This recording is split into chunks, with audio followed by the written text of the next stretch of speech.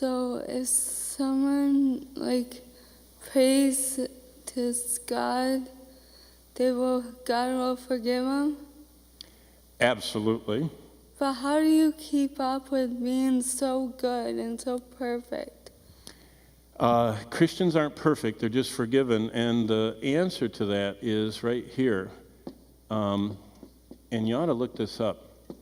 It says in the scriptures in Titus 2 that the grace of God that brings salvation teaches us that denying ungodliness and worldly lusts, we should live soberly, righteously, and godly. The only way that we live soberly, righteously, and godly is by the grace of God. And grace is freely offered to humble people. People that say, I can't obey. I don't have enough strength to be good. And see, self-righteousness is that I try harder and harder and harder to follow some rules. Grace is, no matter how hard I try, I can't keep them, and so I cry out to you. It's kind of like not knowing how to swim, drowning in the water, and crying out for help and putting out your hand and grabbing a hand. That's what grace is. It's when we grab the hand of the Lord and He pulls us out. But we're never totally delivered from sin in this world. Okay. So you still have temptations, sexual temptations, pride temptations, everything else.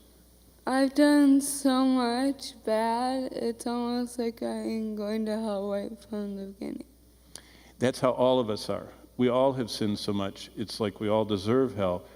But the Lord sent His grace to set us free. And did you know what? You're surrounded by forgiven sinners. We're all convicts. Everybody in this room basically are convicts. They're all convicted sinners in different forms. Some sexual, some material, some social sins, some verbal sins. We're all sinners.